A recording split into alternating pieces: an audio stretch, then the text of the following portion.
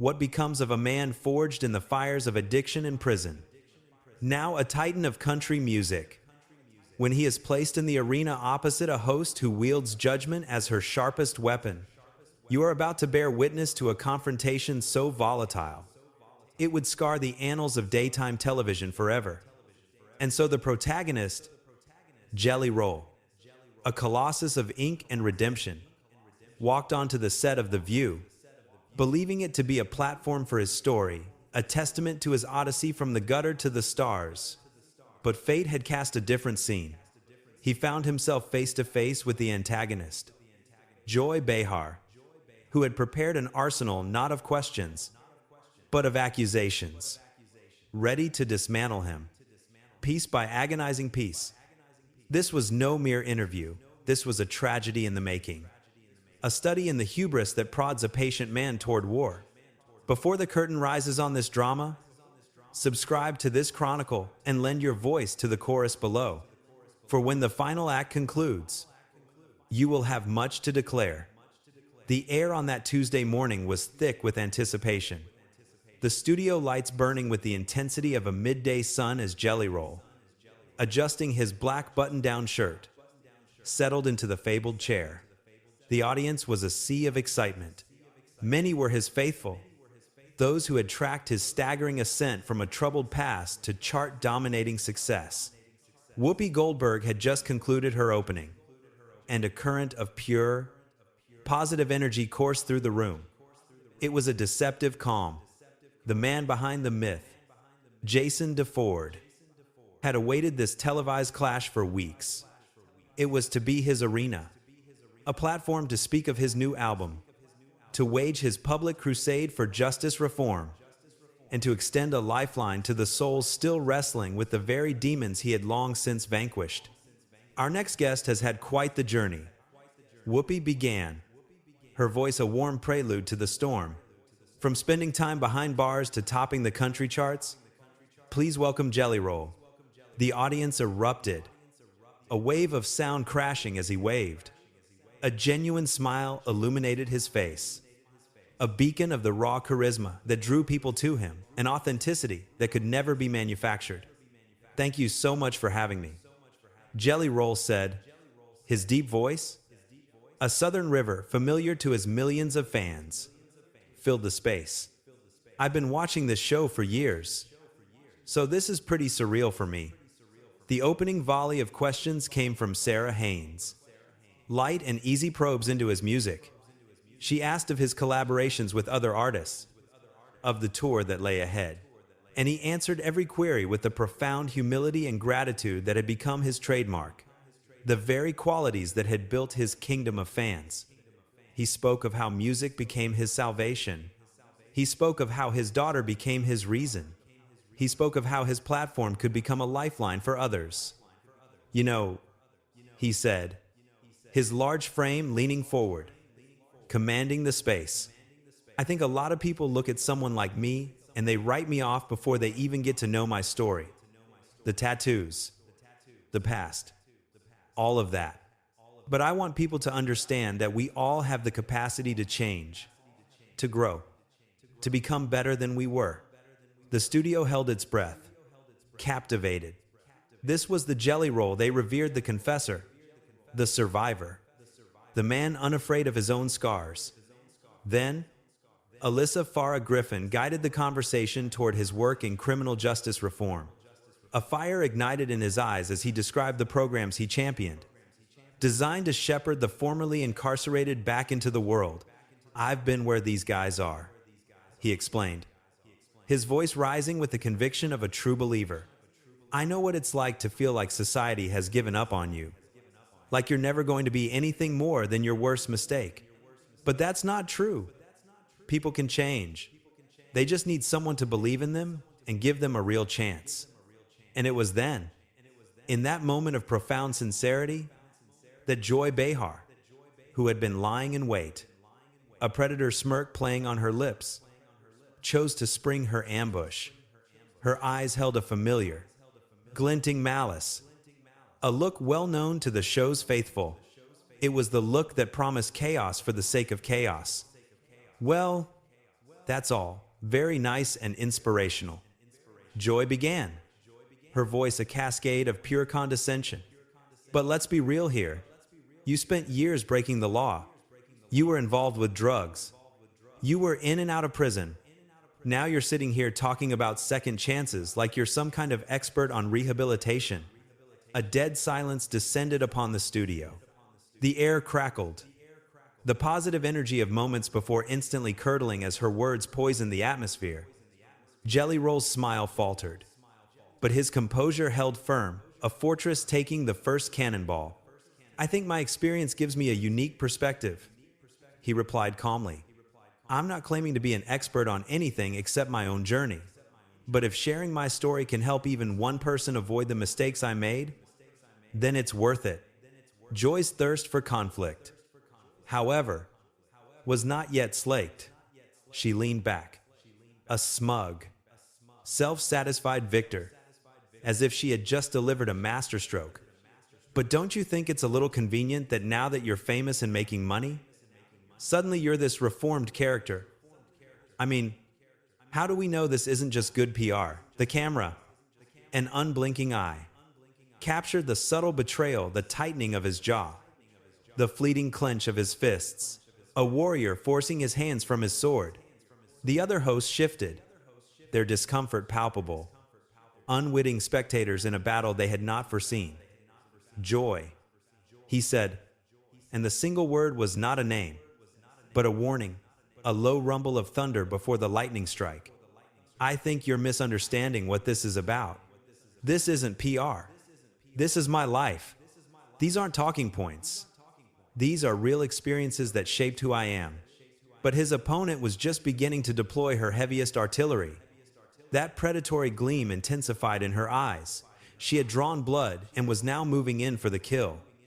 I'm just saying it's easy to talk about redemption and second chances when you're sitting pretty with a record deal and sold-out concerts.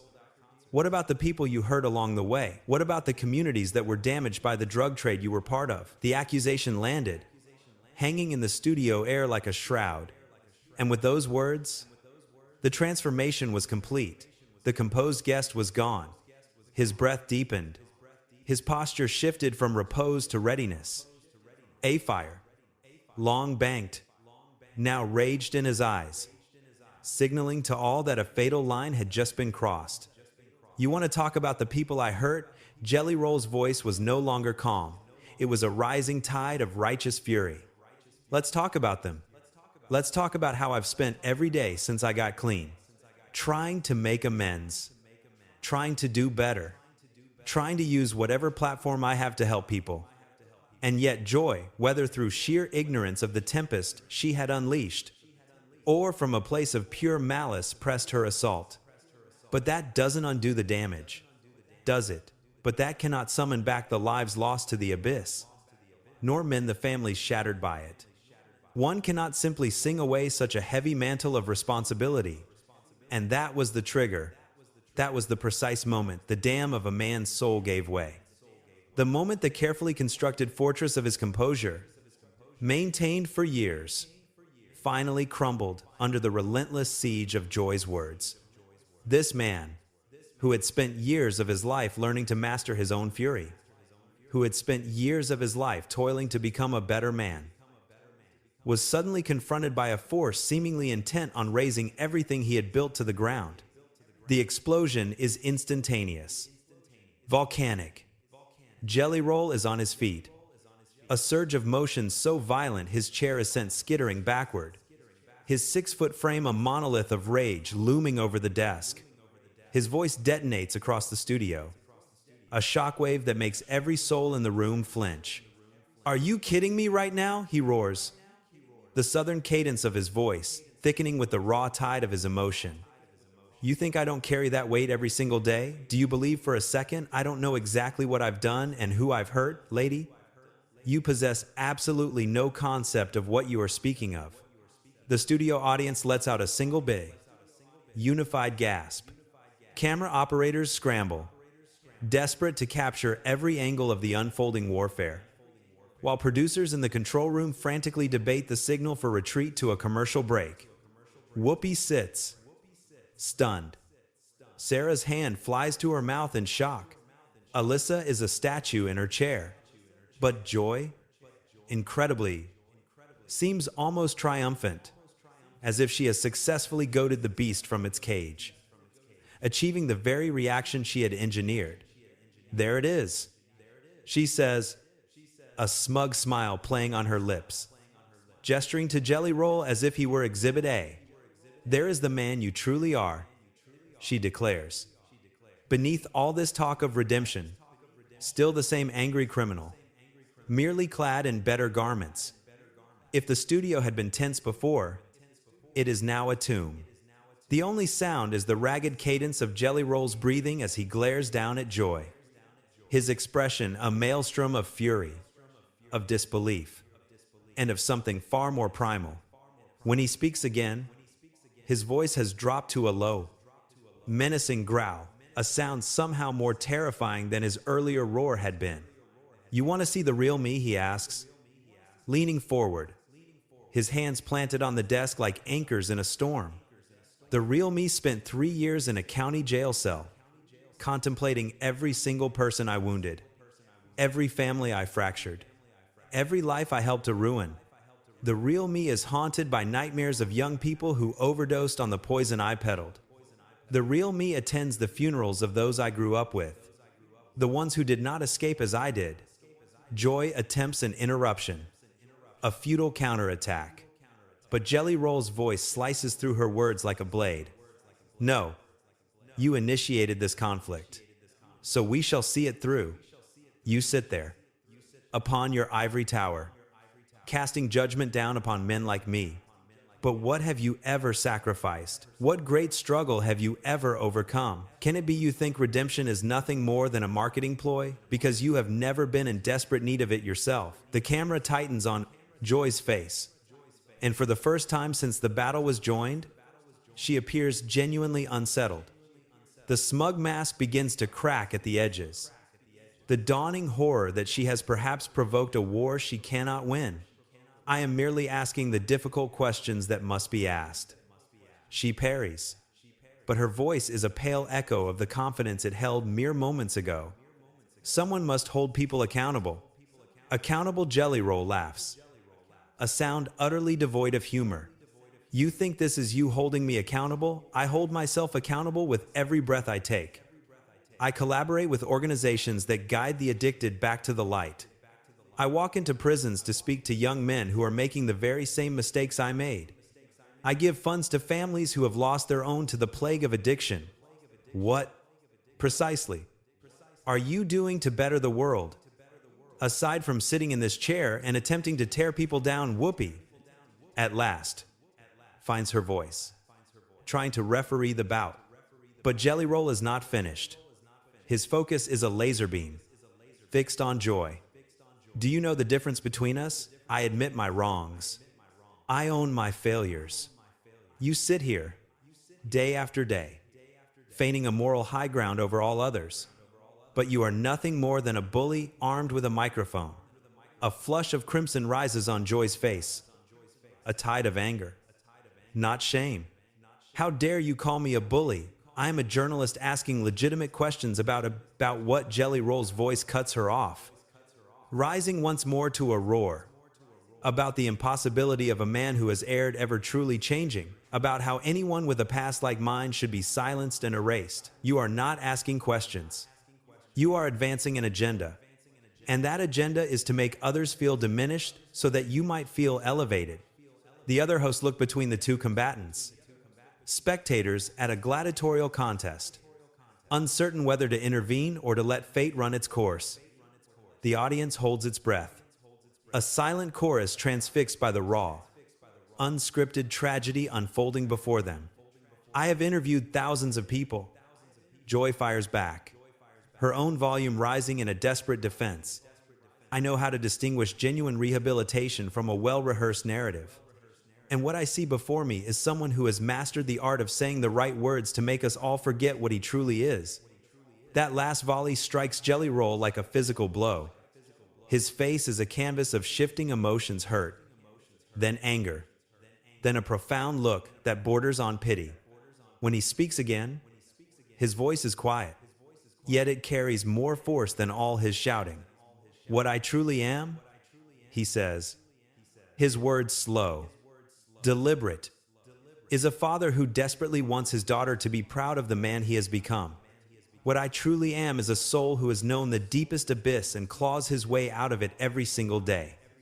What I truly am is a human being who made catastrophic choices and is now dedicating the remainder of his days to atoning for them." He pauses, letting the weight of his testimony settle in the silent air. But what times you times are?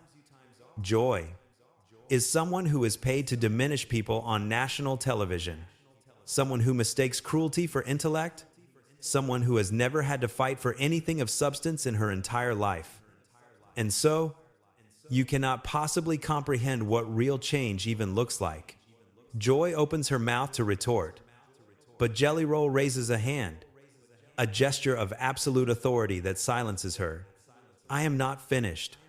You want to speak of accountability? Let us speak of your own. How many people have you discouraged from seeking help, making them believe society will never forgive them? How many second chances have you annihilated with your brand of cynicism? How many families have you helped keep broken by peddling the lie that people are incapable of fundamental change?" The questions hang in the air, each one an indictment. Joy's face is a portrait of defeat, revealing that every arrow has found its mark. The confident interrogator, the smug antagonist, has been rendered utterly speechless. And in that moment, the mask of the relentless prosecutor slipped, revealing a flicker of dawning horror, the realization she had cornered not a fox, but a bear. "You believe you're so clever." Jelly Roll's voice shifted. The fire of anger banked into the smoldering embers of disappointment. "You believe you're unmasking some grand deception, but the only thing you're exposing is the hollowness of your own character. A person who prefers the wrecking ball to the trowel?"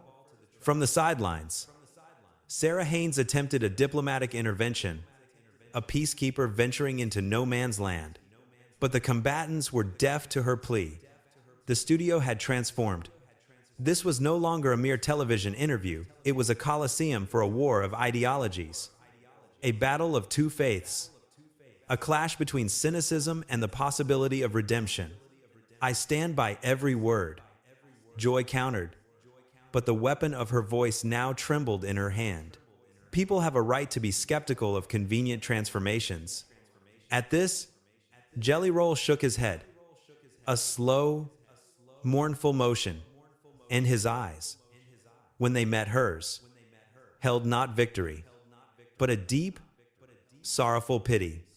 "Do you see the true tragedy here? You were given a stage to discuss addiction, to explore real solutions, to debate criminal justice reform, to question how we mend broken lives. Instead, you chose cruelty as your sport. You chose mockery as your spectacle." A dead silence fell. The weight of his accusation descended upon the studio, a suffocating shroud. For a single, fleeting beat, a crack appeared in her armor, a hint of contemplation. But the moment passed.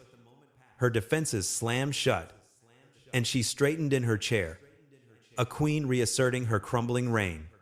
"Do not lecture me about entertainment," she shot back, her voice brittle. "This is journalism. We ask the hard questions. We confront the uncomfortable truths. If you cannot withstand the heat, perhaps you should flee the arena." The laugh that escaped Jelly Roll was not of mirth, but of ice and ash.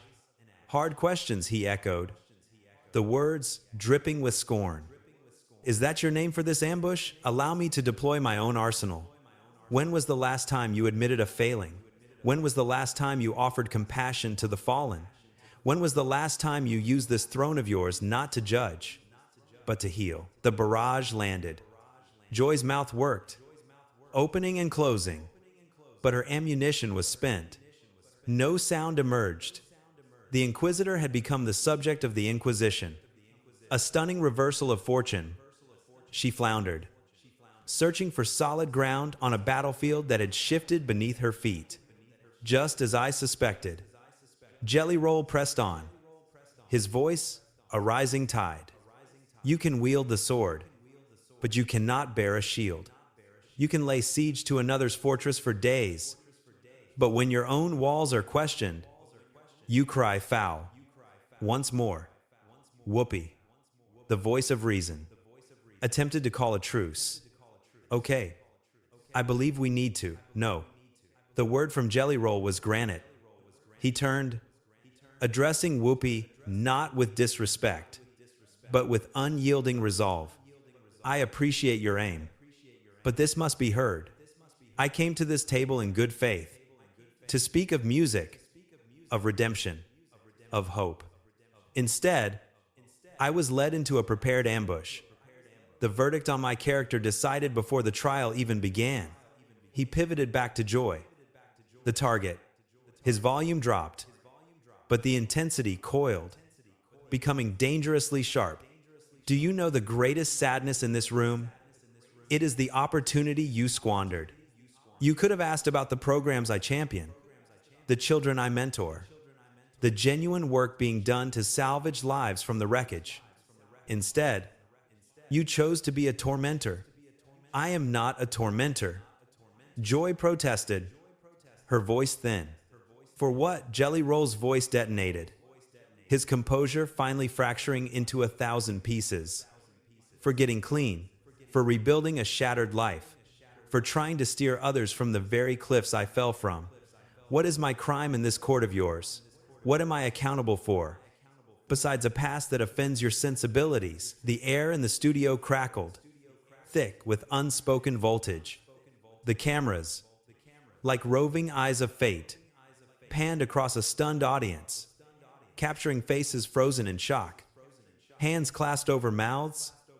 In the control room, the gods of broadcast watched the spectacle unfold. Producers frantically debated, was this a catastrophe spiraling out of control, or the most magnetic television ever recorded? You're accountable. Joy fired back, finding a last round of ammunition. For profiting from a tale of redemption while your victims still suffer. The words found their mark. Profiting. The question broke from Jelly Roll's lips, fractured with pure emotion. You think this is profit? Every single dollar, every stage I stand on, is a debt I know I must repay every single day. Do you think I am ignorant of the families shattered by the poison I once peddled? Do you imagine a record deal grants me peaceful slumber? He surged forward again, leaning across the desk, closing the distance. His face was mere inches from hers, and his voice was a testament to raw, unvarnished pain. I give away more money to recovery charities than most will see in a decade. I walk the halls of prisons, speaking to boys with my own ghost in their eyes. I use this platform, this microphone, this second chance, to preach that change is possible through relentless work. From across the chasm, Joy attempted to launch another volley, to interrupt the sermon, but the sheer force of his conviction washed over her words, silencing them completely. But that is not the story you wish to tell, is it? It does not fit the villain you have cast. You decided my role in this play long ago, and no mountain of evidence will sway your verdict. Evidence, Joy scoffed. A final, desperate sneer. What evidence? A few charitable checks, a handful of prison tours. Do you believe that erases everything you did? The question struck the room like a bolt of lightning. Slowly, Jelly Roll pulled back, straightening to his full height, and the look in his eyes had transformed. The fire was gone, replaced by the deep, still waters of acceptance. No, he answered, his voice a quiet echo in the silent room. Nothing can ever erase what I did. Nothing can return the lives lost to my choices. Nothing can mend the families I helped shatter. Nothing can rebuild the communities I helped poison. And that, he affirmed, his voice gaining a new, profound strength, is a burden I carry every single day. This was not the roar of a wounded animal. This was the resonant toll of a bell from a place of deep clarity. But your true question, the one beneath it all, is whether or not I am worthy of forgiveness, whether I deserve redemption, Whether a man with my past should be permitted to walk forward and attempt to atone. His gaze swept the room. A silent appeal to the hosts, to the audience, to the unblinking eyes of the cameras themselves. And to that, I have only one answer. I do not know if I deserve it. That judgment does not belong to me. But I do know this. I will spend every remaining day of my life trying to be worthy of it. Joy's mouth opened. A final, reflexive gesture of a defeated foe. But Jelly Roll raises his hand once more. A gesture that silences the battlefield. You wish to pass judgment, so be it. Judge me by my actions from this day forward. Judge me by the lives I endeavor to save. By the youth I steer from the ruinous path I once walked. By the families I help make whole. Do not judge me for the man I was. Judge me for the man I am becoming. The silence that crashes down in the wake of his words is absolute. The studio holds its breath. Even Joy appears stunned into submission, disarmed by the raw, unshielded honesty of his counterattack. The camera, an unforgiving eye, captures her expression for a fleeting instant. A flicker of what could only be shame. You came into this arena today. Jelly Roll continues, his voice a pillar of strength, believing you would unmask a charlatan, but the only thing you have exposed is your own profound inability to conceive that a person can change. Your own bitter cynicism. Your own desperate need to pull others down, to feel the illusion of height. He adjusts his shirt, a small gesture of composure, and locks his gaze directly with the camera's lens. For anyone watching, for anyone locked in a struggle, for anyone who has made mistakes they believe are unforgivable, for anyone told by people like her that they are forever defined by their darkest hour, I need you to hear this. You can change. The path is not easy, and victory is not won overnight. But you can change. Let no one persuade you otherwise. Joy launches one last, desperate volley to reclaim lost ground. I believe you are being excessively dramatic. Jelly Roll cuts her off. A final, decisive blow. You launched an ambush on my character, my motives, my redemption, and my very right to speak of my own life. You attempted to dismantle me on national television for nothing more than your own grim entertainment. And when I mounted a defense, when I demonstrated what true accountability is, you call me dramatic? He shakes his head. The disgust undisguised. Do you know what problem? Joy, you are precisely the kind of person who makes seeking help a harder war to wage. You are precisely the kind of person who keeps families fractured and communities broken. You are the problem here, not I. With that, he turns from her, a complete dismissal, and addresses Whoopi directly. Thank you for inviting me to your show. I regret that it devolved into this conflict, but I will not apologize for defending myself from an attack armed with nothing but malice and prejudice. The camera captures Joy's face, a final time as Jelly Roll prepares his exit. She wears the look of someone who has just grasped the catastrophic nature of their miscalculation. Someone just beginning to comprehend they have stormed a fortress that should never have been besieged. Wait, she calls out, her voice thin, as he begins to walk away. But Jelly Roll does not grant her a backward glance. Our business is concluded, he states over his shoulder, his tone ringing with the finality of a verdict. I came here to speak of redemption and hope, and you twisted it into an assault. The fault for that is yours, not mine. As he exits the stage, the air crackles with a stunned silence. The other hosts seem frozen, their expressions a tableau of shock as they try to process the detonation they just witnessed.